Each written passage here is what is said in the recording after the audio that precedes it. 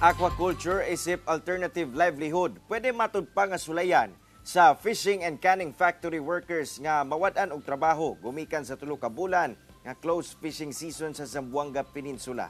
Dugang detalye sa report ni Efren Mamak.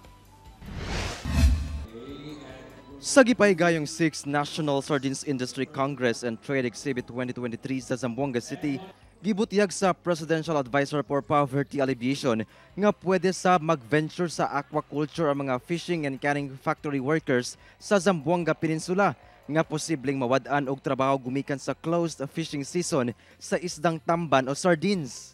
Yung mga workers ay walang trabaho. So during those periods ay umaasa sila doon sa mga tulong ng gobyerno habang hinihintay nila na matapos yung off-season. Dugang niya, sa national harvest sa fish production niining tuiga, 57% niini mao ang aquaculture nga usa kuno ka maayong indicator sa maayong ekonomiya. Matud sa Bureau of Fisheries and Aquatic Resources o BFAR, aduna na sa giandam nga 50 million pesos nga pondo alang sa aquaculture atol niining closed fishing season. We are giving emphasis doon sa non-feed aquaculture, yung seaweeds, shellfish, na yung may mga feasible areas, yun po yung lagyan po natin.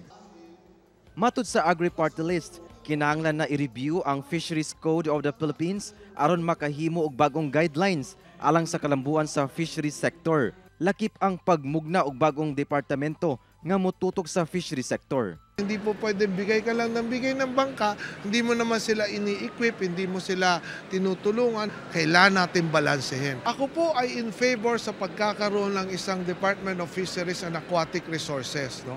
Para nakafocus lang po ito dito sa ating produkto na galing sa ating karagatan. No?